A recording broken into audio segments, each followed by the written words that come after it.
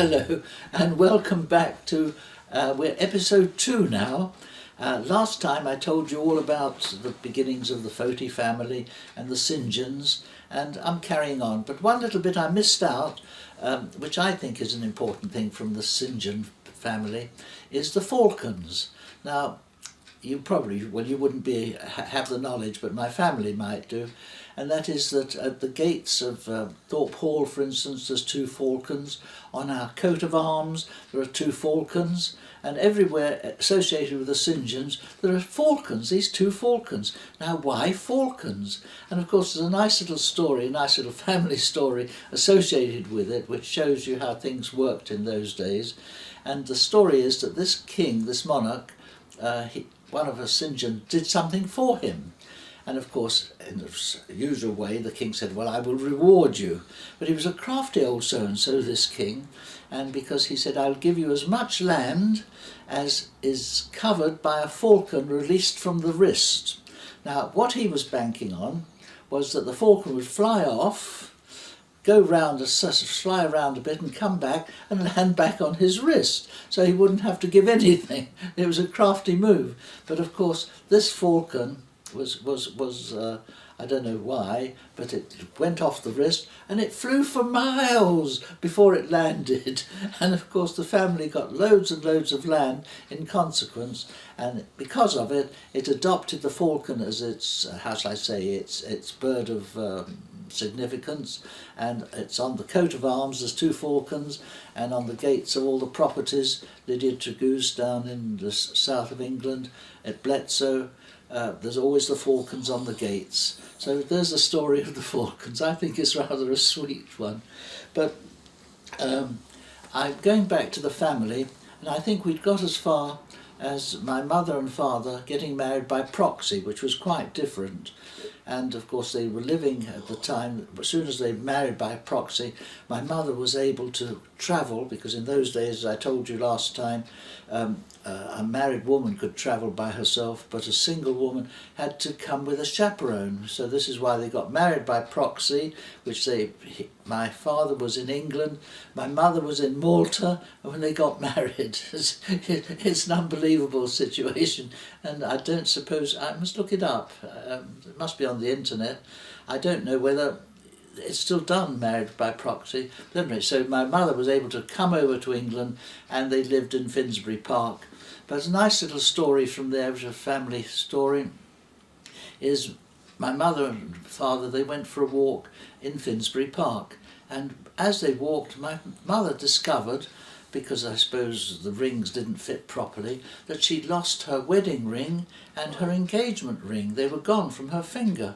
So she said, well, I had them when I left, so they must have I must have dropped them off somewhere in Finsbury Park.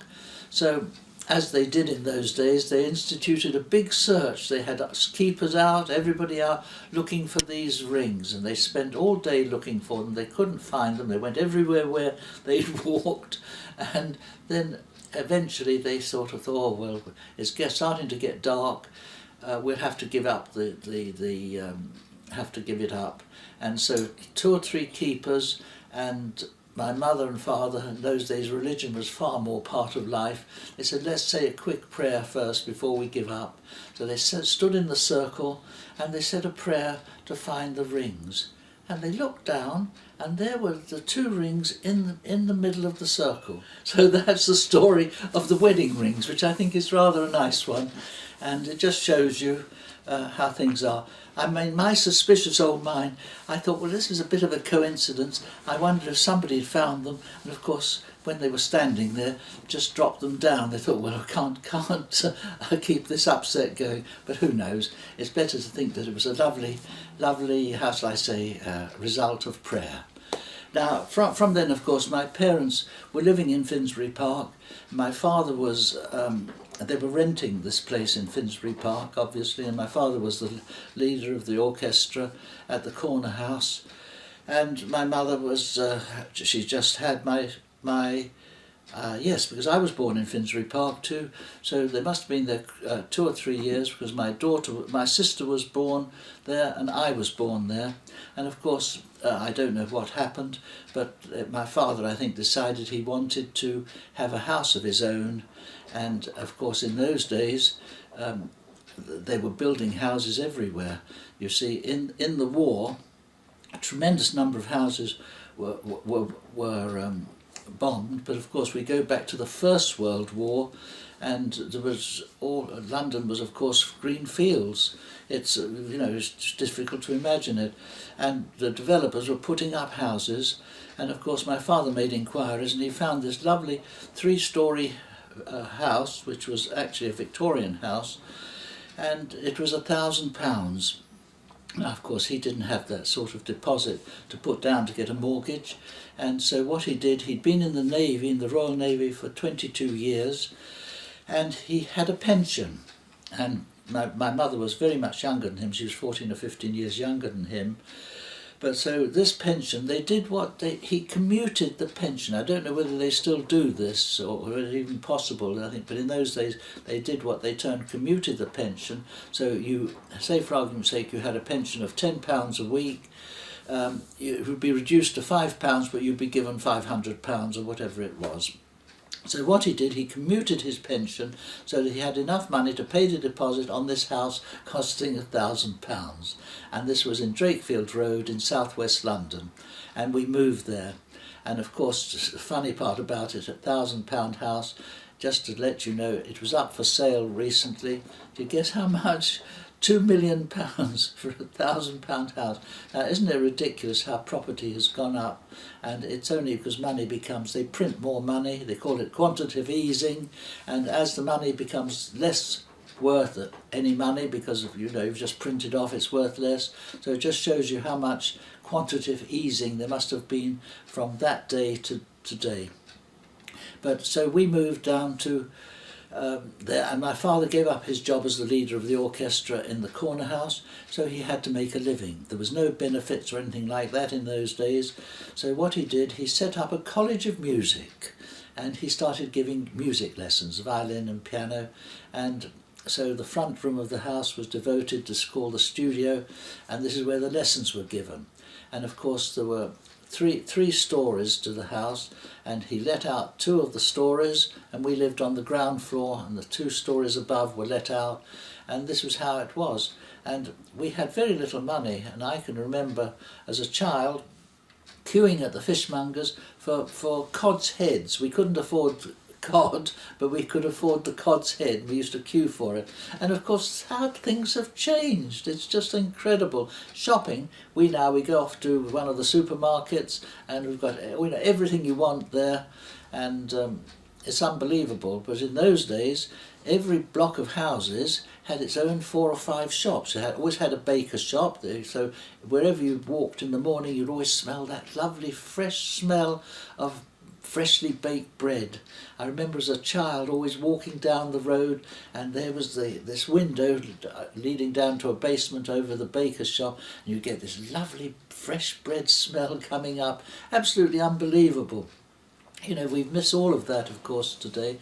And of course, I think personally that everything is filled with chemicals to preserve it, and as a big question, is it these chemicals which causes so much illness and the cancer we have? Who knows, but it's, in those days everything was fresh, and the baker's shop, the fish shop, there was a butcher's shop, and of course a sweet shop for the children, and we used to have this row of sweets along the front, and it started off with the farthings, and of course people forget even what a farthing is today. I'm not sure. There were 4 farthings to a penny, and one of those pennies then was worth, I think, 2.5, because there was 240 pence in a pound, I think, in those days. And of course, when they changed the currency to there was 100 pence to a pound, and so that meant that a new penny is worth 2.5 of the old pennies. But it just makes your mind boggle when you think back on it. But there, as I say, life was so completely different because no television at all, virtually no flying. There was a little bit of flying. I went over to Paris after the war, and I went from Croydon, that was the airport in those days, and I remember, I think there must have been 10 or 15 of us in the plane. It was quite incredible, but how times have changed. But going back to that, as I say, the shopping was quite different, and my father had the pupils coming in to teach them, and there was no benefits, and everything revolved around the church. Now why? It wasn't the religion, I don't think. I think religion played a long part of it, but every church had a church hall, and of course because there was no television, what did people do with themselves?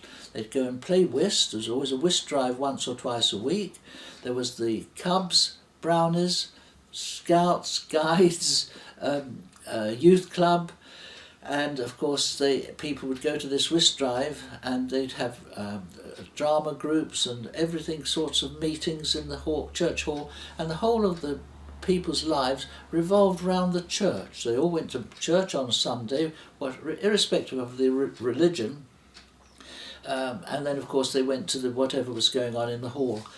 And because of television, of course, all of this is gone, and now we get a spatter of people in church on a Sunday, which is sad. It's so sad. Religion's gone out of people's lives, and in some ways it's caused by religion itself, because how much of religion is God and how much of it is man? This is the problem. And when you get all these wars, religious wars, it's wrong for people to kill one another because of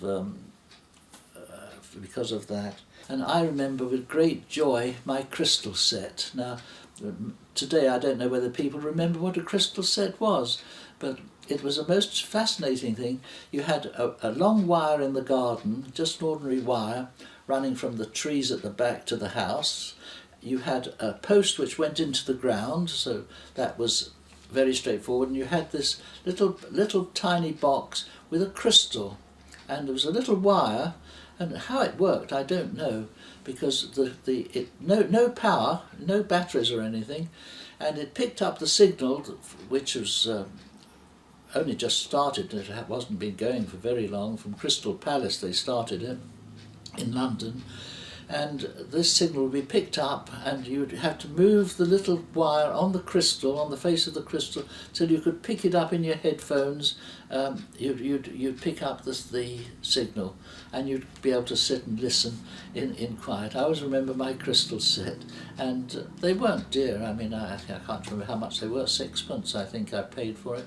And of course, Woolworths, people forget Woolworths now. Woolworths have closed down, but Woolworths were part of your life. That was the nearest approach to a supermarket that you got, and everything in Woolworths was 6pence. And what was so amazing about it was you could get a hammer for 6pence, and of course that was something which was unbelievable in those days, a hammer for 6pence. And so what did Woolworths do? They put the hammer right at the back of the store, so anybody wanting a hammer had to walk right the way through.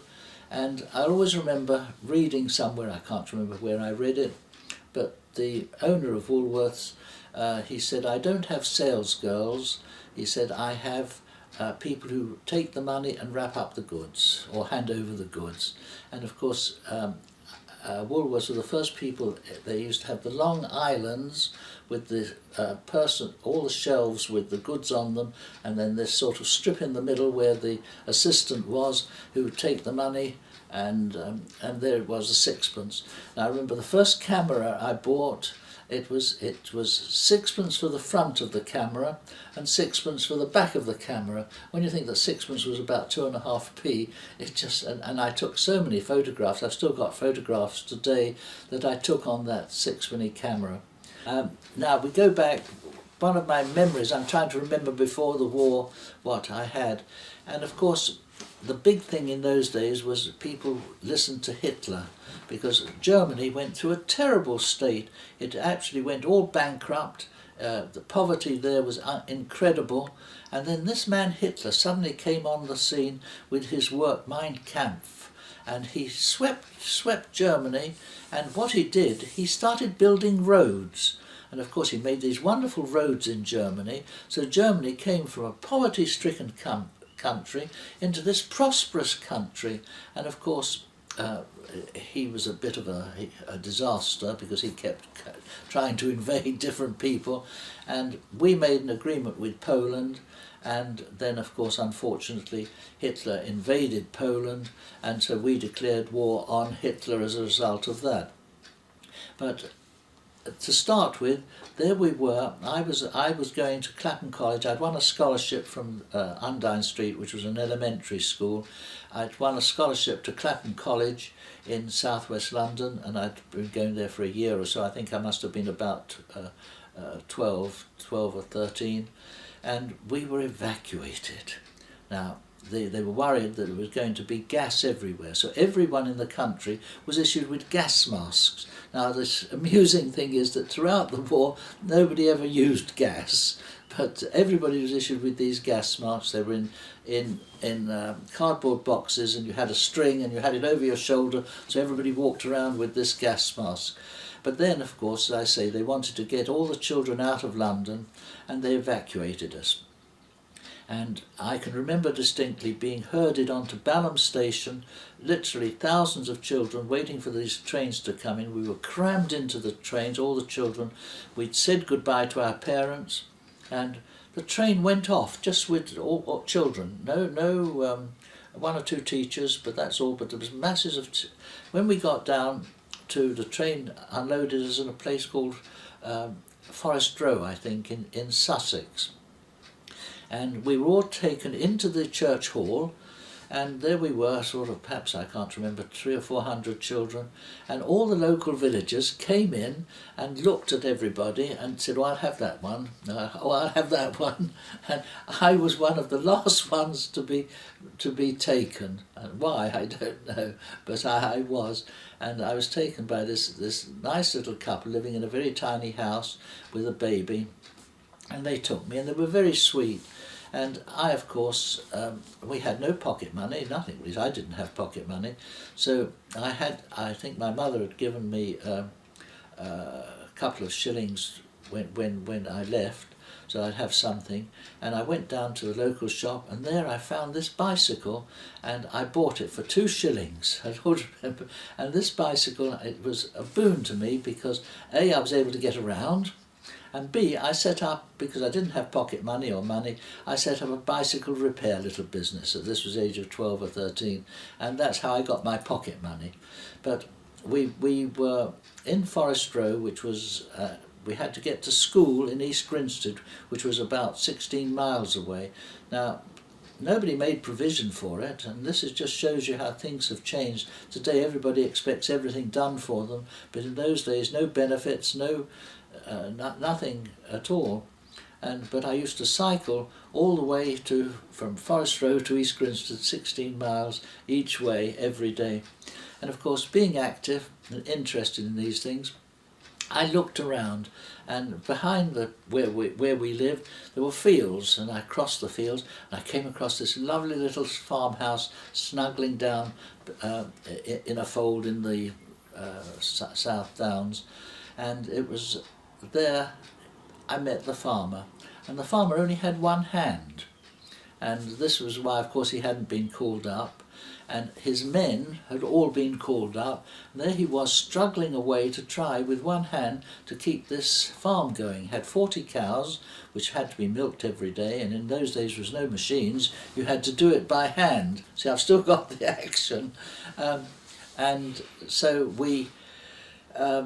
I became very friendly with him. I think it was mutual. He wanted my help and I wanted to learn about farming, and it was a marvellous arrangement, because I learnt and I did so many things which I'd never had the opportunity of doing. In the stables, for instance, there were 2 big horses which were used for all the ploughing and cart travelling and everything else, and there was a black horse which had never been properly broken in. And you know, when the carter, they used to call the man who looked after the horses the carter. The carter was called up, and this black horse was still in there. So I adopted this black horse for myself, and I remember never having ridden one before. I taught myself to ride bareback because there wasn't a saddle or anything, and you can imagine getting on this horse, falling off, but he was wonderful how he coped with me.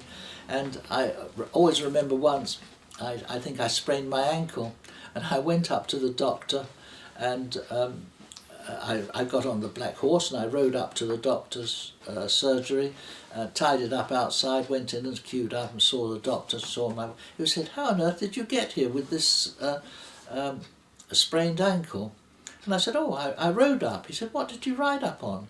I said, "Oh, a horse." He said, "Horse?" He was so shocked. I said, "Yes, outside," and looked out of the window. There was the horse trying to look in through the window. Of course, remembering Black Beauty, because that was the name of the black horse, thing that I remember very vividly was when I first started to try and ride her. Of course, it was bareback because there wasn't any saddles. But in a corner of the stable, what did I find? I found a woman's saddle.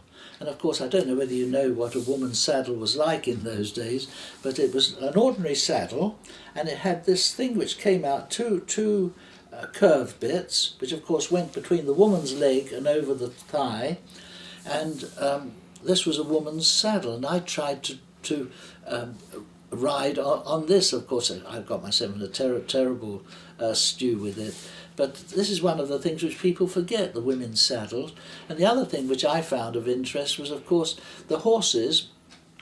There were 3 horses, and we had them in the stable, and the carter who was called up, he used to keep them all tied up in their own mangers, and of course they kicked him, and he had a bad injury as a result of it.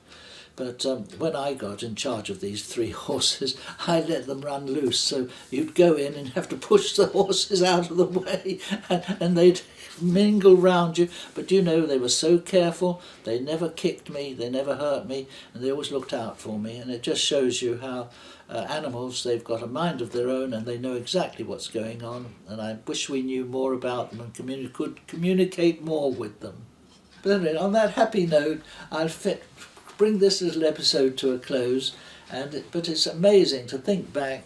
We were far more self-reliant, and was it a good thing? I don't know whether it is a good thing to have everything given to you, or you've got to struggle and do it yourself. But I've always had fun. You've got to enjoy life, live every day for itself, and have a lovely time. Goodbye, and thank you for looking.